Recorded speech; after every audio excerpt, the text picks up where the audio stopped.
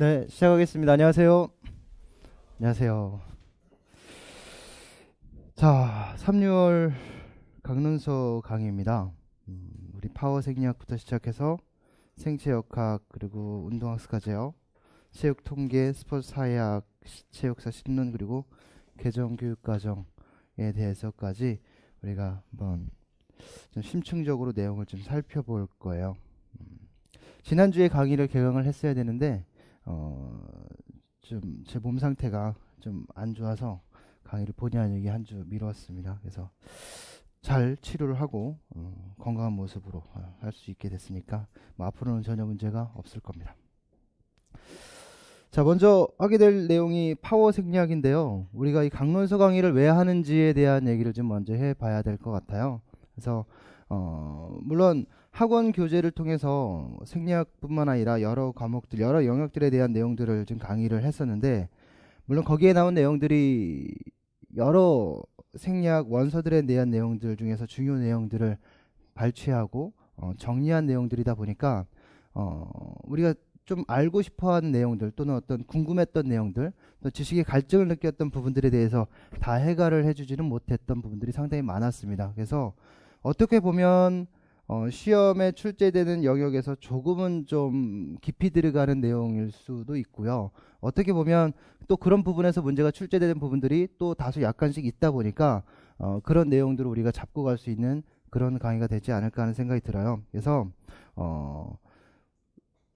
꼭 이 내용, 여기 나온 내용 책을 전부 다 내 걸로 만들겠다라는 이런 의미보다는 내가 강의를 통해서 그동안 궁금했던 내용들이 어떤 것들이 있었는데 그런 부분들을 조금은 해소하고 또 지식의 어떤 넓이와 깊이를 좀 깊게 하는 그런 어떤 강의가 될 수 있도록 또는 그런 시간이 될 수 있도록 생각을 했으면 좋겠어요.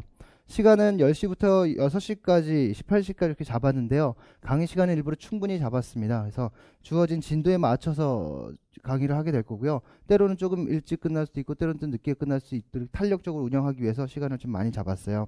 우리 강의 계획서를 한번 보시면 파워 생리학 같은 경우는 1주부터 3주차까지 진행이 되는데요. 파워 생리학 그 목차를 한번 넘겨보실까요? 8판 넘겨보시면 섹션 1부터 시작해서 3까지 이렇게 표현이 되어 있고요. 그 중에서 우리 운동 생리학 그 시험 출제와 관련된 필수 영역은 섹션 1에 해당되는 부분입니다. 그래서 운동 생리학 영역인 섹션 1의 첫 번째 장에서부터 시작해서 13번째 장까지 우리가 강의를 하게 될 거예요. 이 내용을 우리가 집중적으로 좀 본다 생각하시면 될 겁니다. 그리고 뒤에 있는 내용들 중에서는 뭐 한두 장 정도의 내용들 정도만 우리 트레이닝론에 관련된 내용들만 있어서 그 부분들은 뭐 굳이 우리가 다루지 않아도 상관없을 거라는 생각을 들어요. 그리고 강의는 이렇게 진행이 됩니다. 이렇게 우리가 함께 이 강론서에 대한 내용을 함께 잘 알아가자라고 하는 방향으로 강의가 진행될 거예요. 그러니까 저 혼자 뭐 여러분들에게 일방적인 전달을 하는 뭐 강의가 되겠지만 우리가 함께 알아갈 수 있는, 서로 함께 공부를 해갈 수 있는 그런 형식의 어떤 강의가 진행될 겁니다. 그래서 내용을 세세하게 읽어보면서 그 내용에 대해서 추가적으로 우리가 알아야 될 부분들을 이전에 어떤 그 학원서를 통해서 공부했던 내용들뿐만 아니라 다른 생리학 이론서를 통해서 우리가 봐왔던 내용들을 추가하고 또 다시 정리해서 여러분들에게 설명을 드릴 수 있도록 할 거예요. 네. 한번 그럼 책을 좀 볼까요? 차례입니다. 첫 번째 섹션 1에 대한 얘기인데 운동 생리학과 관련된 얘기들이 나오고 있어요. 그래서 첫 번째 장 2일 파워 에너지 소비량에 대한 얘기입니다. 그래서 우리 일은 일정한 거리에 작용한 힘의 양을 측정하는 것이다 라고 얘기를 했죠. 그래서 일은 뭐 곱하기 뭐였어요? 힘 곱하기 작용 거리를 가지고 얘기를 했습니다. 파워는 일률이라고 얘기를 했습니다. 단위 시간 동안 한 일의 양이다 라고 얘기를 했어요. 거기에 대한 어떤 계산 과정들을 우리가 한번 다 살펴볼 것이고요. 에너지 소비량이라는 게 나와요. 그러면 이제 우리가 운동을 통해서 어느 정도의 에너지를 소비했는가를 통해서 운동의 효과를 판정해 볼 수 있을 겁니다. 그런 내용들을 주로 다루게 될 거고요. 2장에 보면 인체 내부 환경 조절 이런 내용이 나오죠. 그래서 인체 내부 환경 조절이라는 가장 중요한 내용은 바로 항상성일 겁니다. 그래서 안정시에 우리 인체는 약 체온 같은 경우 36.5도를 유지하고 있지 않겠습니까? 추우면은 체온을 높이려고 노력할 것이고 더우면 체온을 낮추려고 노력할 것입니다. 또 혈압이 높아지면 혈압을 낮추려고 노력할 것이고 혈압이 낮아지면 혈압을 높이려고 노력하겠죠. 생리학적 안정의 범위 내에서 일정 수준 계속 유지하려고 하는 것이 바로 항상성이다라고 얘기를 했어요. 그렇다면 여기에 좀 비슷한 표현, 비슷한 느낌이지만 다른 것이 바로 항정 상태라는 게 있었습니다. 항상성이든 항정 상태든 중요한 것은 어떤 생리학적 요구와 생리학적 어떤 신체의 반응, 즉 수요와 공급이 일치된다라는 것인데요. 안정 시에는 지금 현재 내가 요구하는 산소량이, 내가 요구하는 에너지량이 내 신체에서 충분히 그만큼 만들어내고 있기 때문에 안정된 겁니다. 근데 때로는 변화될 수 있기 때문에 그 부분을 맞춰주고 있는 거죠. 그러나 운동 상태가 된다라면 지금 현재 안정 상태에서 요구하는 산소량 또는 에너지 요구량이 다를 거다란 말이죠. 운동 강도가 낮을 경우에는 에너지 요구량이 낮을 것이고 운동 강도가 낮을 경우에는 당연히 산소 요구량도 낮을 겁니다. 그럼 운동 강도가 증가하면 증가할수록 산소에 대한 요구량도 커질 것이고 에너지에 대한 요구량도 커질 겁니다. 그럼 산소를 공급해주고 에너지를 공급해주는 내 신체의 기관들의 기능들이 활성화돼야 될 것이고 신체의 기관과 기능들을 활성화시키기 위한 교감신경계 활동들은 높아지게 될 겁니다. 즉 인체의 요구에 따른 그러니까 신체의 반응들이 일치된 상태, 그것을 우리는 항정 상태라고 얘기하죠. 한마디로 해서 수요와 공급이 일치된 상태입니다. 근데 이 수요와 공급이 일치되지 않는 상태가 나타나는 것이 바로 주요 부분이 바로 수요보다는 공급이 부족한 상황이 되죠. 그래서 운동 초기 산소 결핍 구간이 바로 수요와 공급이 일치하지 않는 구간이 될 것이고 또 운동 강도가 높아짐에 따라서 무산소성 역시 또는 젖산 역치를 넘어서는 시점이다라고 얘기한다면 또 여기서도 수요와 공급이 일치되지 못합니다. 단 산소에 대한 수요와 공급이 일치되지 못하는 거지 에너지 수요에 대한 공급이 일치되지 않는 것은 아닙니다. 그것은 무산소성 대사를 통해서 에너지를 공급할 수 있기 때문이에요. 그런 어떤 항상성과 항정 상태에 대한 어떤 얘기들 이런 것들이 주로 언급되어질 내용들입니다. 그 다음에 생체 에너지학, 우리 생체 에너지학을 얘기한다면 결국 뭐 한마디로 얘기했을 때 뭘까요?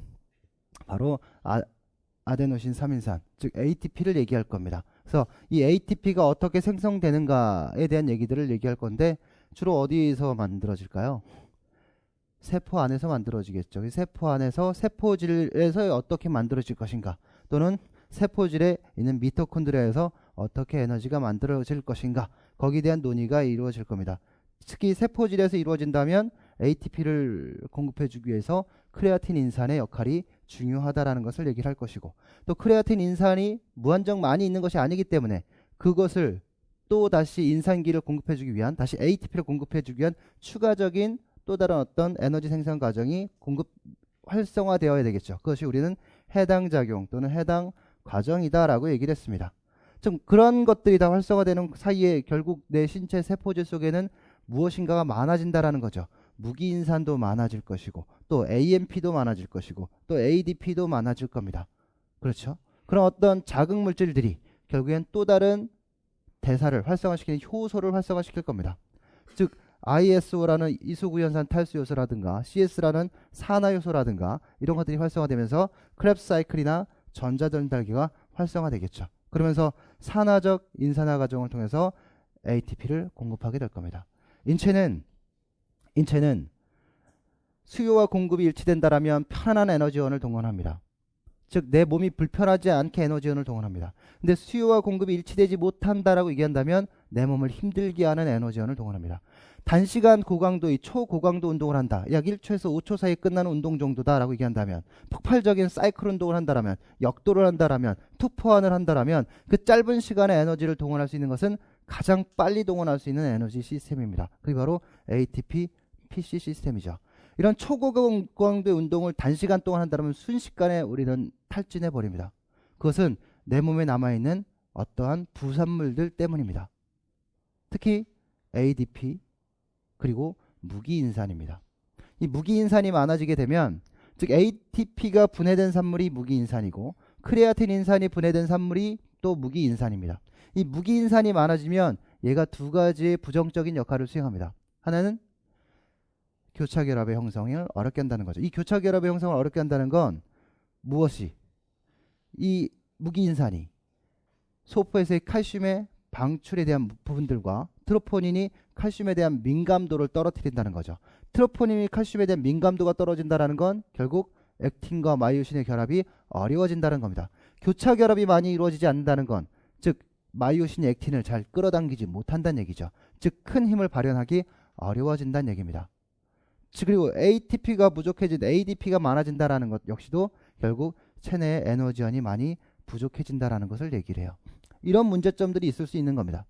또 우리가 해당 과정을 통해서 에너지, 그래서 1초에서 5초 사이에 폭발적인 초고강도 운동을 많이 수행할 수 없게 되니까 결국 내가 운동을 지속하고자 한다면 내 몸이 선택할 수 있는 방법은 뭐겠어요?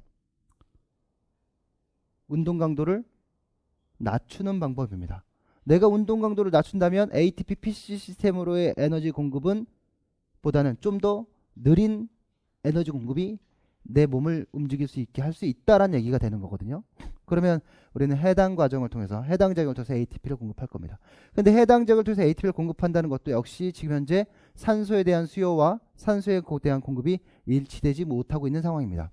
그에 대한 부족한 에너지원을 해당 작용이라는 것을 통해서 ATP를 공급하는 것이란 말이죠. 그러면 이 해당 작용을 통해서 글리코겐, 간에 있는 글리코겐, 즉 혈중 글루코스를 얘기할 거고요. 근글리코겐을 분해하는 해당 작용을 통해서 결국 우리는 두 개의 젖산을 만들어내게 될 겁니다. 젖산이라는 부산물을 만들어내면서 얻어낼 수 있는 ATP는 2개 또는 3개 ATP예요. 이 2개 또는 3개 ATP를 빨리 만들어내기 위해서 2개의 젖산이라는 부산물을 만들어내는 겁니다. 이 2개의 젖산이라는 부산물은 결국 체내를 산성화시키죠. 체내가 산성화될 때 나타나는 문제점이 아까 무기인산과 같은 역할을 합니다.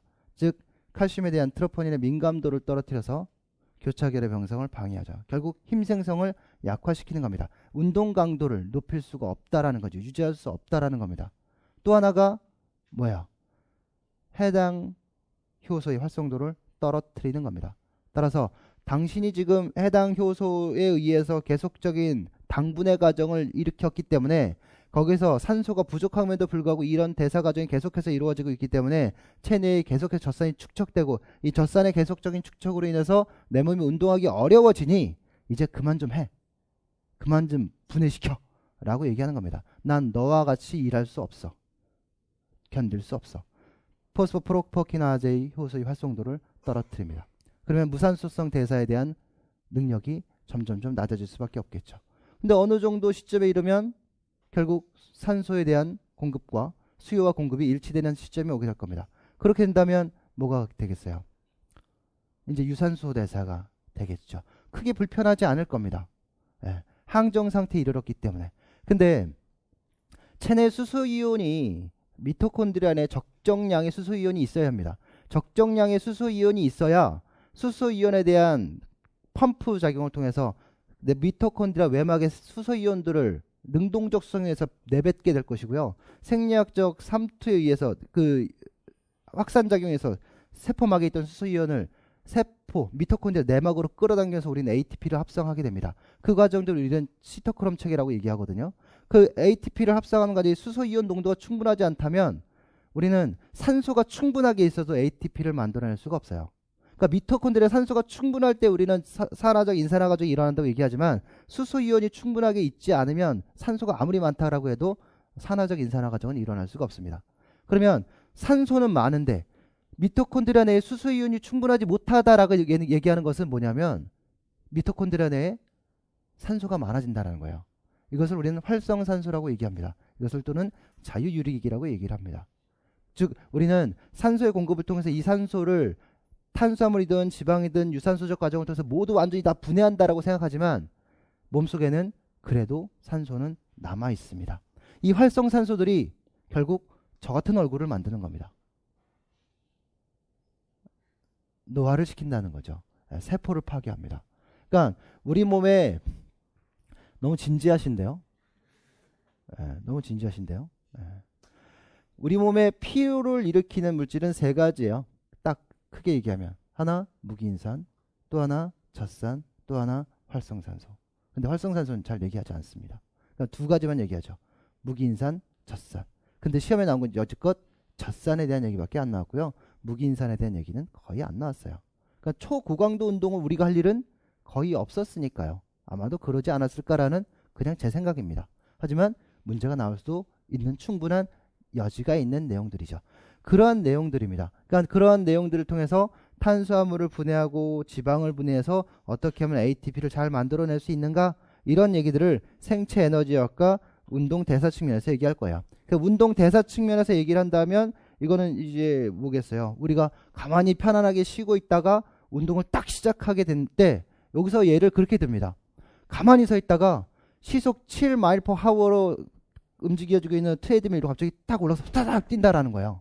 그럼 이 얘기는 안정 상태에 있다가 갑자기 어떤 빠른 속도로 달리기를 운동을 할 때 내 신체적인 요구에 내 신체가 반응할 수 있겠냐 이겁니다. 근데 여러분들도 잘 아는 것처럼 7마일 퍼 하워라는 어떤 속도의 트레드밀을 달리고 있을 때 내가 그 위에 올라가서 뛴다라고 하더라도 내 신체가 급격하게 확 올라가서 거기에 반응할 수 있겠냐라는 거예요. 반응하지 못한다라는 겁니다. 즉 인체는 어떠한 특정 운동 강도에 준하는 모습으로 신체를 활성화시키는 데는 충분한 시간이 필요하다라는 얘기예요. 그럼 이 쭉 활성화되는 시간 동안에 그래도 나는 7마일 퍼 하워로 달리고 있는 거 아닙니까? 그러면 내가 그걸 에너지로 공급하지 못했다면 7마일 퍼 하워로, 이거 마일 퍼 하워로 얘기하니까 자꾸 그러네요. 그냥 우리 한 7m 퍼 하워로 얘기합시다. 그러니까 7km 퍼 하워. 그 말이네요. 예, 아주 편하게 얘기합시다. 다 알아듣는 얘기니까. 예, 그 속도로 달린다라고 얘기한다면 뭐 충분한 문제가 될 게 없겠지만 그렇게 달리지 가지 못하기 때문에 어떤 또 다른 에너지원을 선택할 수밖에 없다라는 거예요. 어떤 에너지원을 선택하겠어요? 우리 몸은 무조건 무엇을 공급받기 위해서 노력합니까? 산소를 공급받기 위해서 노력합니다. 산소가 있어야 운동을 하고 산소가 있어야 뭐든 일을 하든 뭐를 하든 할 수 있어요. 근데 산소가 없으면 못해요. 근데 산소가 없으면 못할 것 같은데 신은 우리 몸을 그렇게 만들지 않았어요. 산소가 없어도 운동할 수 있게 만들어놨습니다. 무엇을 통해서? 무산소 대사를 통해서. 그 과정이 그 부족한 부분을 채워주는 거죠. 그러고 나서 이 부족한 부분에서 나타나게 되는 에너지원의 고갈과 또는 무엇이 부산물의 축적을 운동이 끝나고 난 시점에 거기선 또 이렇게 표현합니다. 운동을 막 하다가 트레드밀로 확 뛰어내렸어요. 그럼 내가 운동을 하고 있지 않은데도 불구하고 호흡은 계속해서 높아져 있다라는 겁니다. 도대체 이건 왜 높아져 있을까라는 얘기를 합니다. 그것은 우리 몸의 대사가 지금 활성화되어 있는 상태였기 때문에 그러하다라는 얘기를 합니다. 또 대사가 활성화됐었다라는 건 내 몸속의 호르몬들이, 내 몸속의 신경계들이 그렇게 아직 활동을 하고 있다라는 거고, 내 몸속에 유리되어진 호르몬들이 아직 다 사라지지 않았다라는 거고, 유리되어진 호르몬들이 사라지지 않았다는 건 분명히 표적기관에 영향을 미치고 있다라는 거죠. 그 표적기관이 어디였겠어요? 심장이었을 것이고 호흡기관이었을 거고 각종 기관들이었을 거겠죠. 그러니까 거기에서 계속적인 어떤 대사 과정들이 활동들이 이루어지기 때문에 운동 후 초과산소 소비가 나타난다라는 겁니다. 근데 봤더니 과거의 이론에서는 운동 초기 산소 결핍 구간에 부족한 산소 공급은 빌려온 것이니 운동이 끝나고 난 후 운동이 끝난 후에 초과산소 소비를 통해서 그 부족한 빌려온 산소를 공급해주기 위한 것이다 라고 해서 산소 부채 이론이다 라고 얘기했어요. 그래서 우리는 초반부에 급격하게 떨어지는 구간과 서서히 떨어지는 구간을 봤을 때 급격하게 떨어지는 구간은 이건 젖산과는 관계없는 것이다 라고 해서 비젖산 산소 부채다 라고 얘기를 했습니다. 서서히 낮아지는 구간은 우리가 분명히 젖산과 관련된 구간이다 라고 얘기를 했어요. 그래서 첫 번째 빠른 감소가 이루어지는 구간은 아마 ATP, PC를 공급하기 위한 부분일 것이다. 아마 혈액이든 마이오글로빈이든 거기에 산소를 공급하기 위한 것이었을 것이다 라고 추정했어요. 그리고 서서히 감소하는 구간은 우리는 글리코겐을 재보충하기 위한 과정이었을 것이고 젖산을 제거하는 과정이었을 것이다 라고 생각을 했습니다. 근데 알아봤더니 그러면 딱 그 초과산소 소비량이 운동 초기 산소 결핍 구간의 양과 거의 똑같아야 되잖아요. 근데 운동 후 초과산소 소비량에서 젖산을 제거하는 데 필요한 산소는 전체 산소에서 20%밖에 차지하지 않는답니다. 그럼 나머지 80%는 다른 어떤 용도로 또 산소 소비가 이루어지고 있다는 거예요. 그래서 산소 부채 이론의 어떤 논리가 맞지 않는 거죠. 그래서 EPOC라는 운동 후 초과산소 소비라는 개념으로 이제 다시 재정립을 하자라는 내용들입니다. 뭐 얘기를 하자면 끝이 없어요. 요 정도 선이 이번 주에 할 내용입니다. 요 정도 선이. 그래서 이동 보고 밑에 5장, 6장, 7장, 8장, 9장, 뭐 13장까지 가는 내용들은 우리가 3주간에 걸쳐서 한번 보게 될 거예요. 한 장 더 넘겨보셔서요. 4페이지 보시면 차례가 나오죠. 운동신경 차례가. 그래서 뭐 이건 한 번쯤 뭐 보시면 되는 것들이고 그 다음에 학습 방법이 나와요.